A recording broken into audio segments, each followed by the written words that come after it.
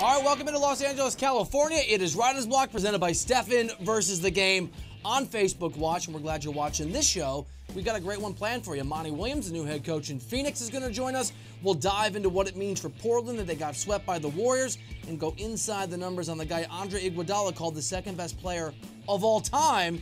It all starts right now.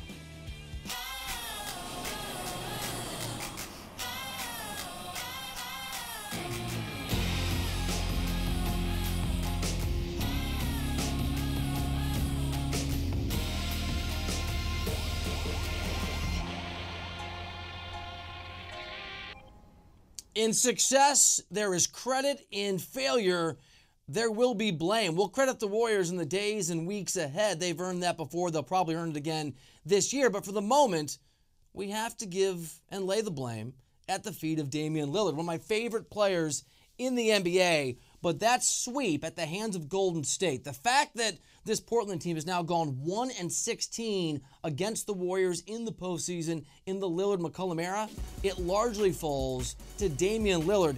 Just bad in this series again and bad last night. I know you can look at the box score and see a better game, but in the fourth quarter and overtime, the dude was 3 of 11. He missed 3 go-ahead shots, part of blowing a 17-point lead. And by the way, that speaks to a pattern of Lillard not stepping up, really fading away at the end of all these games. Let's go through it. Game 1, fourth quarter, Lillard 1 for 2. Gotta be more aggressive. Game 2, blew a 17-point lead in that game too. 2 of 6 in the fourth quarter. Game 3, 18-point lead, 2 of 7 in the fourth quarter, and last night's debacles. And I'll give Damian Lillard credit. I love the guy. I love him as a player. I love him as a leader. He didn't get it done. He faded in the face of all that pressure, and he talked about after the loss how the postseason just gets more and more difficult. It's the furthest we've played into the postseason, and that's a little bit deeper water than what we've seen. It's a little bit more physically and mentally trying. The level of play is higher. It's more on the line, and teams, they take their scouting reports and the detail to the next level. I love the self-awareness. He is right. The waters are deeper. I'm going to go to a Game of Thrones comparison because Game of Thrones is over despite the absolutely putrid ending that was the last half of that show on Sunday. Shame on you, Game of Thrones writers. Shame on you. The reality is that chasing the throne in the NBA is just like chasing the throne in Westeros. The closer you get, the more treacherous it becomes. And we have a century of basketball right now that's unfolding, the last 18, 19 years, in which our superstars, a lot of our MVPs, buckled under the weight of what Lillard just buckled under, only to turn that into motivation and lessons learned down the line, and only then to conquer a season and lift that trophy. It's why I think Lillard will get there in a way that maybe not even James Harden will. Let's go through some of the examples and the guys who have handled the pressure. We've seen it before. I want to start with Dirk Nowitzki. Historic career comes to an end.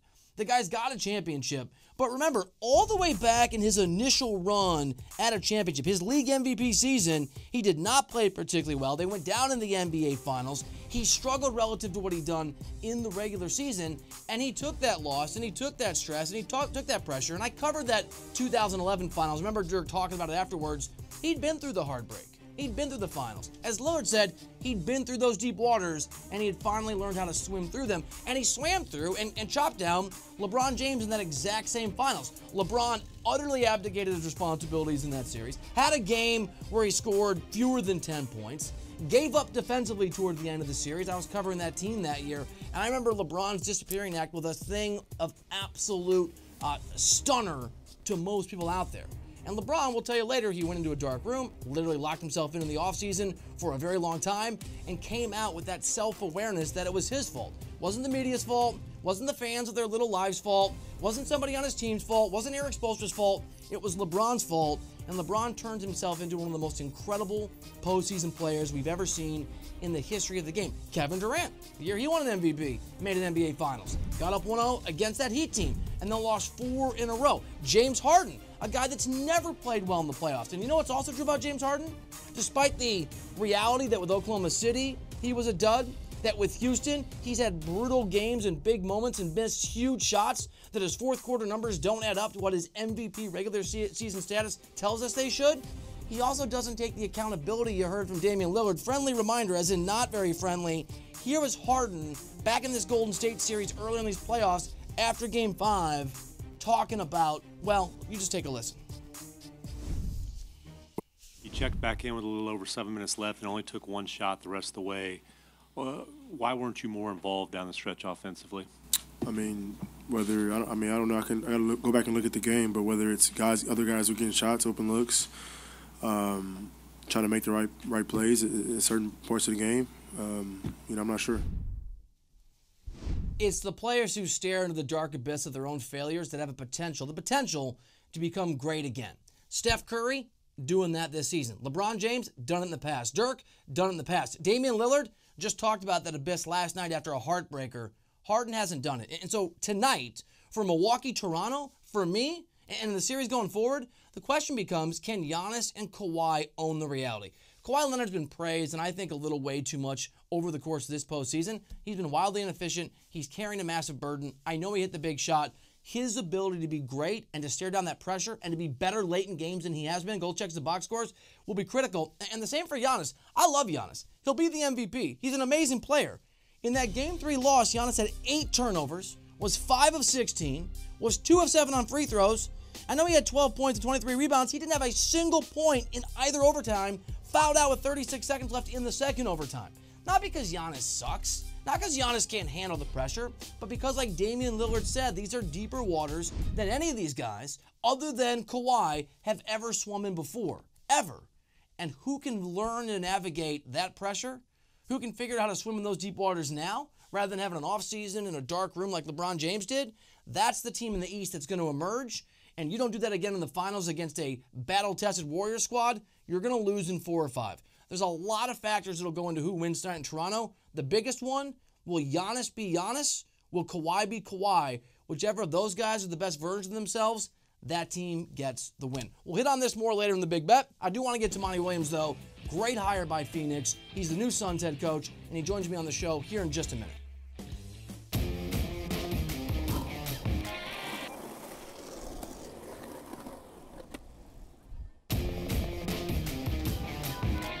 All right, welcome back into the show. It's Reiter's Block presented by Stefan versus the Game on Facebook Watch. I'm Bill Reiter. The Phoenix Suns have their man, and we're lucky enough to be joined by him right now. Monty Williams, the new head coach in Phoenix. Coach, congratulations, and thanks for making time for us. Thank you, B. I'm honored to be the coach of the Suns and thankful to be on your show. You were a very hot name, a very hot commodity in terms of head coaching openings that were out there. What is it about the Suns organization, the young roster, that attracted you to the job and obviously leads you to believe you folks can have some success there? Well, one, it's a blessing to coach in the NBA. I'm one of 30 coaches. I fill one of 30 positions that are highly coveted. The upside of this particular talent base here was exciting. The alignment with James Jones and Mr. Sarver was something that appealed to me. Raising my family in a city like Phoenix was a huge plus, but I can't overlook the talent. DeAndre and Devin, Mikhail, just to name a few. It's going to take us a minute to get it all together, but the upside, the opportunity that was there, that is here, appealed to me. An extremely young team, a really exciting team, and even though we're not very patient in America in 2019, usually it's a process in the NBA and elsewhere to get where you want to go. What do you see over the next year or 2 or 3? What's the timeline? What's the realistic amount of time for the Suns to be a contender, for the Suns to be a playoff team? Well, we want to put timelines on it, and I don't want to duck that. At the same time, there's a lot of work that needs to be done, and it starts this summer. Our hope is that in 2 years, we're looking at competing at a high level. Our record is a lot better. Our culture is in. Our players are more experienced in tough situations that relate to playoff basketball. I wish it was going to be next year. But that would be skipping steps. And I've learned from Coach Pop that you don't do that. So we have a great opportunity in front of us, and yet I'm hopeful that every month, every year, you can see great improvement from our team. And as we prepare ourselves to contend someday, we're mindful that you can't skip steps. Coach, you're the head coach in New Orleans for a long time, assistant in Oklahoma City after that, and assistant until recently with the Sixers in Philadelphia. Over that journey, successes, failures, what are the things that you've learned that you want to bring to this job this time around? Gosh, I think every experience makes you a better coach, a better person. I've learned in my time as a coach that you can't do it by yourself. I hope that I'm a better delegator. I hope that I'm a better listener. I hope that I can evaluate things with more patience than I did in New Orleans. And I hope that I don't get in the way. And at the same time, I know that I bring a lot to the table as a coach and as a leader. And I don't want to get in the way of that. So I'm very excited about this opportunity because of my experience. I've had situations in New Orleans that have prepared me for this, and USA Basketball has prepared me for this. And I'm hopeful that all of that stuff translates to success on the floor. We had DeAndre Ayton on the show just before the draft lottery, and he told us that he thinks with that pick that the Suns could use a point guard. At the point guard position right now with this organization, what do you see? And whether it's in free agency or the draft, what do you want to see going forward? Well, I think the draft or free agency, we both know that those are ways to improve your team. James and myself and Jeff Bauer and Trevor are going to sit down and try to figure out what's the best way to address that particular issue. At the same time, we have a chance to not only add a point guard, but we have a chance with free agency and some open slots to add some culture pieces that I think are valuable. But I do hear DeAndre in that the point guard position does need to be addressed. There are some guys in the draft that are going to be young guys and going to have to learn, but their upside is tremendous. And so we just have a lot of opportunities that we want to take advantage of. Coach, I ask you this next question knowing that there's a lot of talent, a lot of really exciting young players in the game right now. But when you look at your core, when you look at DeAndre and Devin in particular, as a 1-2 punch in this league over the next 2 or 5 or 7 years, how good can they be together? Gosh, I think for me, just recently watching Jimmy and Joel play together in pick and rolls and isolations, playing out of the post, was a great introduction for me, a good segue to be able to approach this job. I was a coach in Portland when we had a young Brandon Roy and a young LaMarcus be very effective in their own environments and together in pick and roll from the top of the key, from the elbow. And it's my job to put those two in situations where they can have a relationship on the floor. And it takes a lot of work, a lot of communication, but those two have the ability by themselves to carry you every night. And along with McHale and hopefully re-signing Kelly, who can be a huge part of our program going forward. And, Josh is a highly talented, highly skilled player. So we have some people with TJ who can score the ball that can complement Devin and DeAndre. Coach, you referenced your time with the Sixers, an incredible run. We all know a heartbreaking way that season came to an end, the quadruple bounce shot by Kawhi Leonard. I'm sorry to bring it up, but I got to ask you, because heartbreak and joy, it's part of sports. Is that the most heartbreaking way that you've ever, as a player or as a coach, had a critical game come to an end? Yeah, I mean, to end the season, probably. It still bothers me, even though I'm in Phoenix now. Watching that ball hit the side of the rim, go straight up in the air, and then hit the rim 3 more times and fall in. To have that be your last play of the season, and you come up on the short end of the stick, that's going to stick with me for a while. But the things that impressed upon me and the way I look at the game was the fact that we gave up 16 offensive rebounds. And, if you looked at their starting lineup, they only had one guy with a positive plus minus. That was Kyle, and it was +2, and we lose by 2 points. And so the shot was devastating, but there were other variables that didn't allow us to overcome Toronto. And obviously, as a result of that shot, the thinnest of margins, your team came very close to an overtime and a win potentially. If you're Milwaukee, as fans, we get ready for that series to continue. What does Milwaukee need to do to try to get a win on the road and try to take really a stranglehold on this series tonight? Well, it starts with Kawhi. He's a guy that you have to not only double team at times, you got to keep him from getting the ball. We were not as effective early in the series. We got better in Philadelphia and made it tougher on Kawhi. And then Kyle is he's an engine. You can't allow Kyle to dictate the game. He's so good. He can force his will on the game. And so Milwaukee was the best defensive team in the league last year.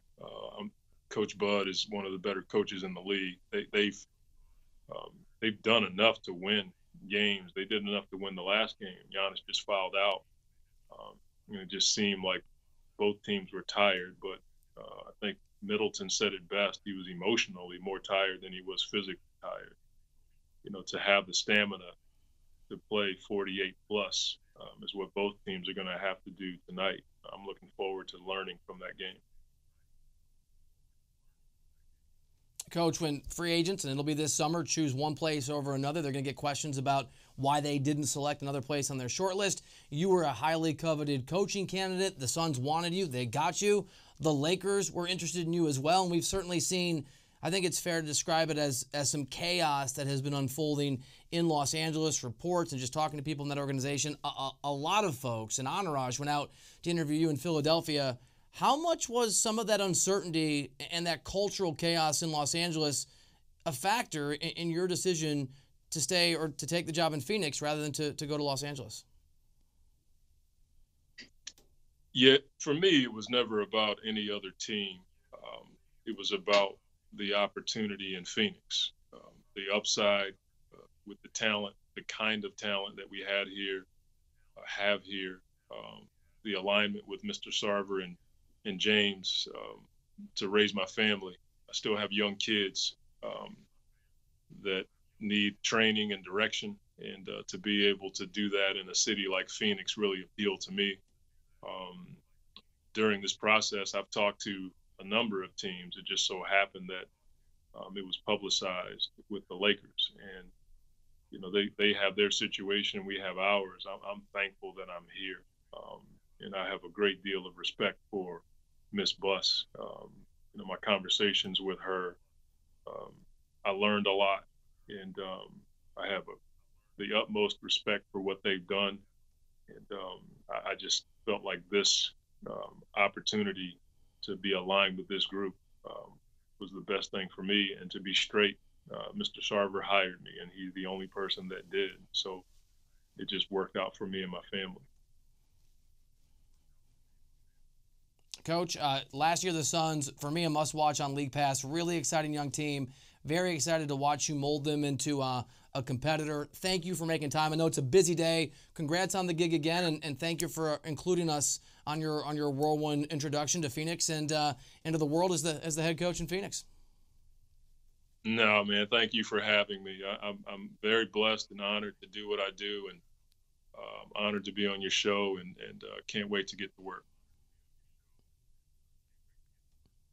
Appreciate you. Monty Williams, hell of a hire in Phoenix. Really fun, exciting young team. I'm telling you, this is one of the many reasons the NBA has a very, very bright future. Watch out for the Suns in the years ahead, and that is a very well-respected man who just took over the helm. We're going to keep it rolling. We got more to get to, including, we got a game tonight we just talked about with the new coach in Phoenix. Little Milwaukee-Toronto action. We'll do our Game of Thrones NBA recap combo when we come back to Writer's Block here in just a minute on CBS Sports HQ.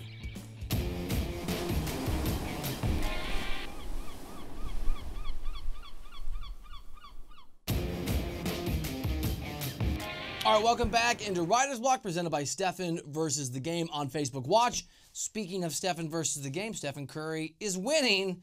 Man, he is so good. A big part of the reason his Warriors going to a 5th consecutive NBA Finals. We're going to go inside the numbers on Steph and his dominating team. We start at the number 5. I just brought it up because those 5 straight NBA Finals, is the second most all-time, trailing only the Boston Celtics, who made 10 straight. They're also only the 6th pro sports franchise to make 5 or more straight championship game series. And obviously, in the NBA level, this is the modern era, kind of a different deal. Next up, 101. The Warriors swept the series despite trailing for more minutes than they led. Golden State trailed for 101 minutes while only leading for 83. They are the most inevitable reality in sports. Next up is 35+. Curry is the first player in Warriors history to score 35 or more points in each of the first 4 games of a playoff series. He's also the first player to score 35 or more in 4 consecutive playoff games since a guy named LeBron James did it in 2017. How about 146? With 146 total points in the series, Curry set the record for the most points scored in a sweep. Damian Lillard and CJ McCollum scored just 31 more points than Steph combined. God, he's so great. The number 8 is next up. Draymond Green recorded his 4th triple-double this postseason in Game 4. He now has 8 career triple-doubles, which are the most in franchise history in the postseason. The Warriors are 29-1 when Green records a triple-double. And finally, the number 1, Curry and Green became the first teammates in the history of the game to both record a triple-double in the same game in the postseason.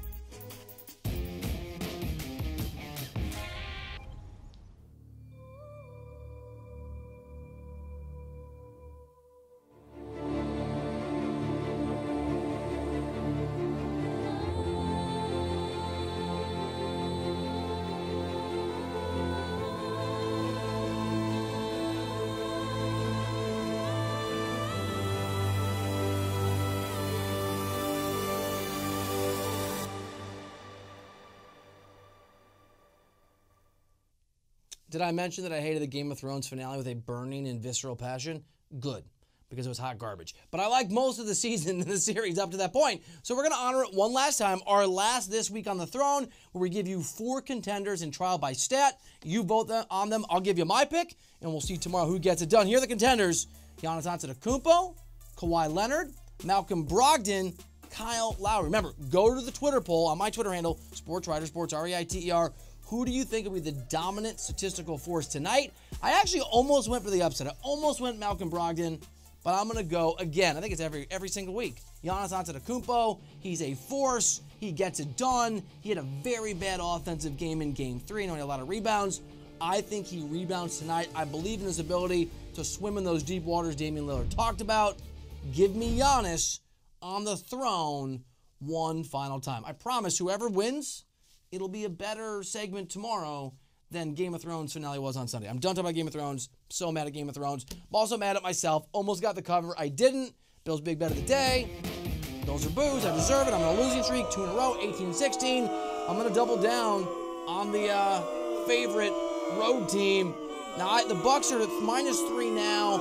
I got them at -2.5. So a little bit of an edge. I locked it in earlier.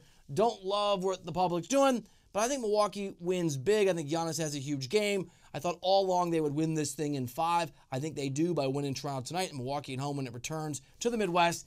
Give me the Bucks, and I'll give away those 2.5 points. Thank you for being here. Thank you for hanging out. We got some great guests planned for you tomorrow, so make sure you check in here on Writer's Block, 5 Eastern, 2 Pacific. The guys in Fort Lauderdale, Florida, taking over right now here on CBS Sports HQ.